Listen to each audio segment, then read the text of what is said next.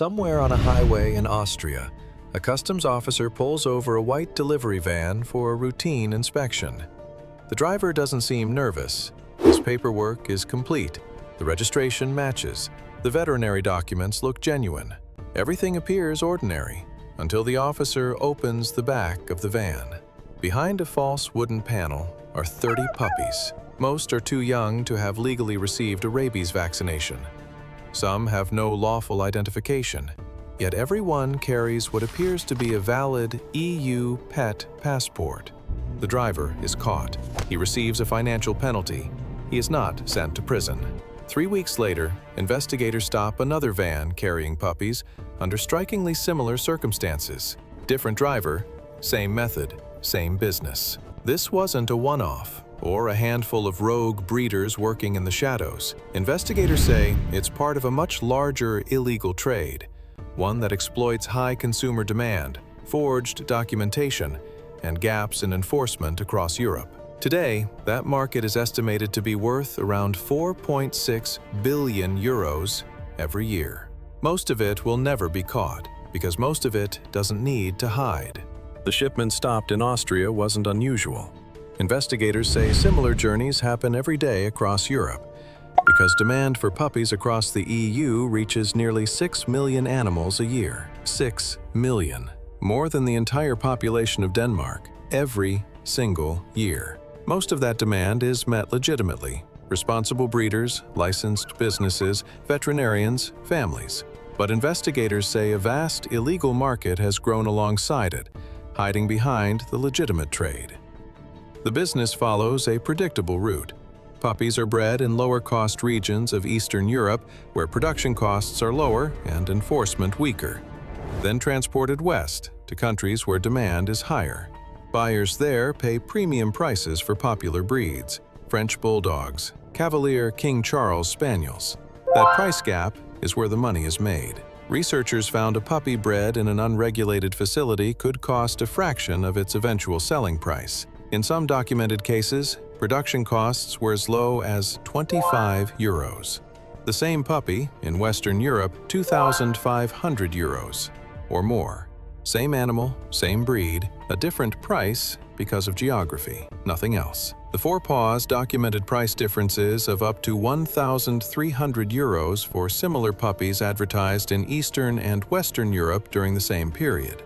For criminal networks, that gap isn't an opportunity, it's the business model, and the scale of it is larger than most people assume. According to 4Paws' 2024 investigation, an estimated 79% of the puppies required to meet annual EU demand cannot be traced to verified or legal sources. Not because investigators couldn't find the paperwork, because in many cases, there wasn't a verifiable trail to begin with. Every legal puppy crossing an EU border must satisfy a simple set of rules: a registered microchip, a valid EU pet passport, and a rabies vaccination before travel. Together, those requirements are supposed to make trafficking extremely difficult.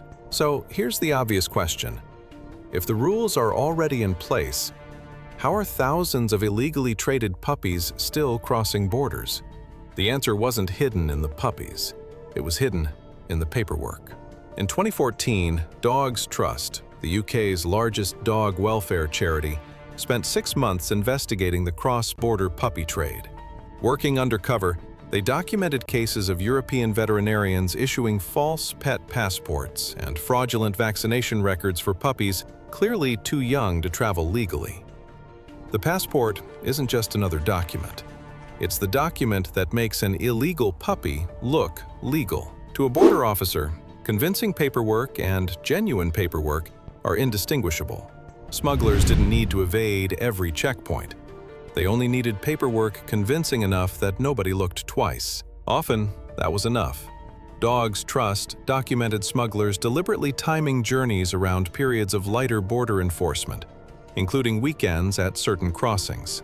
They weren't breaking through the system. They were moving through the gaps in it. Someone breeds the puppies. Someone arranges the documents. Someone transports them across borders. Someone advertises them online. And someone collects the money at the end. Who is coordinating all of this? The more investigators looked, the less this resembled dishonest breeders, and the more it resembled organized crime. Academic researchers Jennifer Marr and Tanya Wyatt spent years studying this trade. In a 2021 peer-reviewed study, they found it mirrors the structure of other organized criminal enterprises, not because puppies are sold like drugs, but because the business is built around specialization. Europol has identified the same model across modern criminal groups: adaptable, chasing high profit, low risk. One group breeds the puppies. Another arranges the paperwork. Someone else transports them across borders. Others advertise them online. The people collecting the money may never meet the people breeding the dogs. Each participant knows only their part of the operation, so if one is caught, the rest of the network keeps moving. Investigators have documented clear trafficking routes.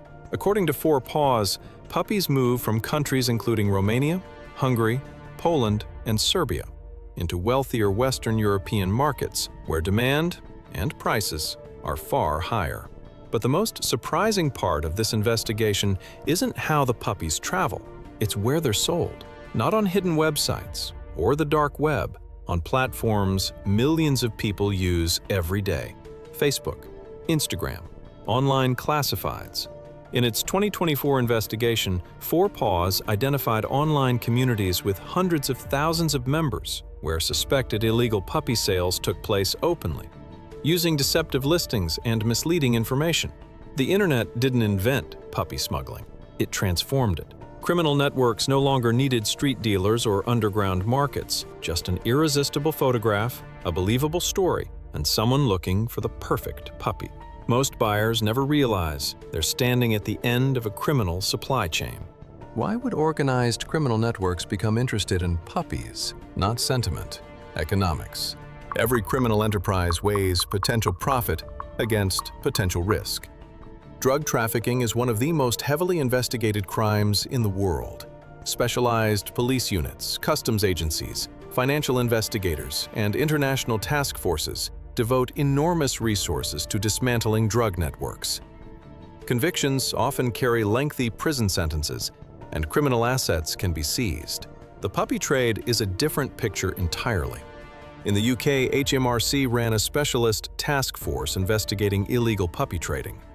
Over 4 years, it uncovered hundreds of cases and recovered more than £5 million in unpaid taxes. Yet Marr and Wyatt concluded the trade carries a comparatively low risk of detection, prosecution, and punishment. Criminals don't just look for businesses that make money, they look for businesses where the reward outweighs the consequence. And on paper, puppies outperform almost anything else in their portfolio. The European Commission now treats the illegal pet trade as organized crime. That means coordinated action across every member state.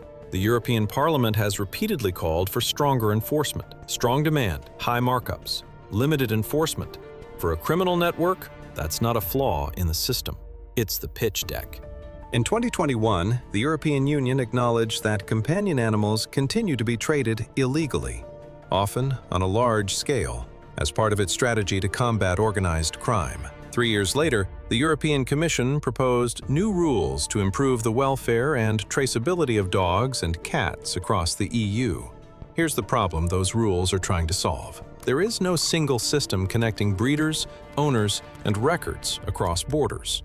A document issued in one country can't always be verified in another. That gap is the entire business. It's also why the trade survives in places people don't expect. Not hidden forums, mainstream marketplaces, where Paws found sellers routinely advertise puppies without ever verifying they're registered or licensed. Same websites, same payment methods, same photographs, sometimes even the same paperwork. For most buyers, everything looks ordinary until someone asks where the puppy really came from. The greatest advantage these networks have isn't secrecy. It's that most of the time, they don't have to hide at all. The final person in this story is almost never a criminal. It's a family, a couple buying their first dog, parents surprising their children, someone who's wanted a puppy for years. They open a website, find a breeder, exchange a few messages, pay the money, drive home believing they've welcomed a new member of the family, never knowing the money may have traveled further than the puppy did. Puppies moved before they're legally vaccinated can carry disease. a threat to animals and to public health. Authorities and researchers have documented cases involving rabies exposure, Brucella canis, and leishmaniasis, infections linked to illegally imported dogs. For countries that spent decades eliminating diseases like rabies, that's not a side effect. It's a reopened risk.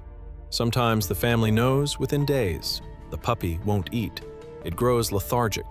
The vet's diagnosis is serious, sometimes fatal. The seller has disappeared. The number doesn't work. The listing is gone.